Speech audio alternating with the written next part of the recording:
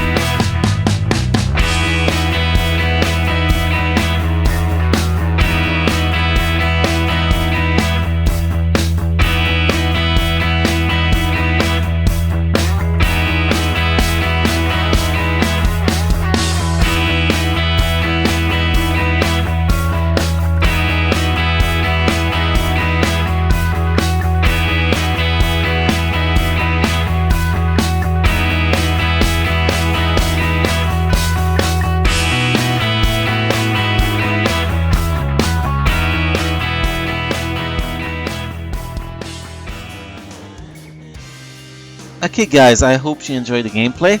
So now let's go through our build. We are going to start with our gear. So first gear, you want to go energy attack by level. In the first slot, athletes 50%. Then you want to go all attack or energy attack. Second gear, you want to go all defense all the way. You can still put our weakest defense by level in the first or first slots, but won't make a difference enough. Third gear, you want to go HP by level and first slot, at least 190%, then HP for the rest. And the fourth gear, well, you want to go either skill cooldown, defense penetration, attack speed. It's depend where you are at the cap. First, you need to cap your skill cooldown, then you cap your defense penetration, then you cap your attack speed. Then, if all three are capped and you can put more stats in the fourth gear, I recommend going with either. Well, you go with either critical damage or critical rate, depending on your obelisk, pretty much. So next, guys, for the Odin Blessing, my recommendation for Odin Blessing is to put in each gear 2 euro of energy attack, 2 euro of critical rate, and 1 euro of defense penetration. That's unless you are still lacking skill cooldown, then you can replace the skill cooldown, the critical rate with skill cooldown. That is, I think, the best Odin Blessing set for her. Now for the obelisk. The optimal obelisk for her will be ignore defense with either critical rate or critical damage and increased damage plus. But that you need to be lucky to get that. The current obelisk I have is ignore defense, recovery rate, and energy damage 200% of energy attack price. It's not the best obelisk I have right now, but it does the job. Now, if we look at the easel set, for her you want to go either with Power of the Ingrok or Overdrive. You still can go with Hawkeyes too if you have too much defense penetration. But if you are lacking defense penetration, Overdrive and Power of the Ingrok are way better. Me, I'm running with Power of the Ingrok. Oh, okay, it's not fully at 6 stars yet. Eventually it will be. If you have trouble surviving with her, because you don't have the Endo However yet, and you know, stuff happens sometimes too. You can also go with I Am Also Groot as ESO set. Like with the obelisk I have, it will actually be a pretty good ESO set since I'll get healed a lot. So that is for the ESO set. For the skills, well, let's start by looking at our passive skills. Tier 1 passive. Activation rate 25% chance when attacking, applied to enemy, decrease all resistance by 15%, cooldown 15 seconds. Leadership, increase energy attack by 30% on all allies. New translation, by the way, guys, it's horrible. It almost doesn't make sense. I wish we were still on the old translation. And a tier 2 passive, applied to self, increase damage to all element by 15%, increase all debuff effect by 10%, and duration by 20%. It's a decent tier 2 passive, basically increase our global damage by 15%. The skill rotation, guys. Most important skill is skill number 5. It will stun the targets for 4 seconds. Then applied to self, you will get guards against 8 hits for 8 seconds, and you'll do some damage. So once you do your 5th skills, you want to chain with the 3rd skill. A 3rd skill, you're going to put a big tornado over the mobs that will stay there for a few seconds. Also, when you're casting the spell, you have like a little back jump that will make you immune to damage while you're doing it. So it's really good for that too. It's like a mini iframe. and the target in the tornado will have all speed reduced. I don't have the skill max yet, so I cannot give you the total number, but I think it's like 15% if I'm right. But it does a lot of AoE damage too. Once you use that skill, it's good to use the first skills. You throw a little cyclone that will do mini hits on all the targets that you hit. It's pretty good. Then if you're fighting a target that is actually stunnable, like in Shadowland and stuff, you can apply your second skill that will put burn on it. And the last skills to use will be pretty much the fourth skill. It will apply 30% chance of missing attack on the targets. Basically, you use it at the end before you go back to your fifth skills, because if you're unlucky, your guard hits will be getting taking off. So using that, it will increase the chance of the targets that will miss you. So by the end, you should not get it at all if you do that properly. And that's pretty much for our skill rotation. If we look at our stats, here's the stats I have on there. We are running with the 15k energy attack, 125% attack speed, 26% critical rate, 120% critical damage, max defense penetration. She has 15% increased damage to all the element: fire, cold, lightning, poison, mine. And her skill cooldown is at 40%. When she's alone, she's about 36% skill cooldown, but it's because right now I have her in her optimal team up with Black Bolt and Medusa. So guys, that's pretty much it for Crystal. Again, if we compare her to the other element in the update 2.9, she stands in the top 3 in my opinion. But Inferno, if we count the damage output, is way over her, and Maximus is basically I'll put him between Inferno and her because he's a mix of good damage and good survivability. So guys, thank you for watching. I hope you enjoyed this video.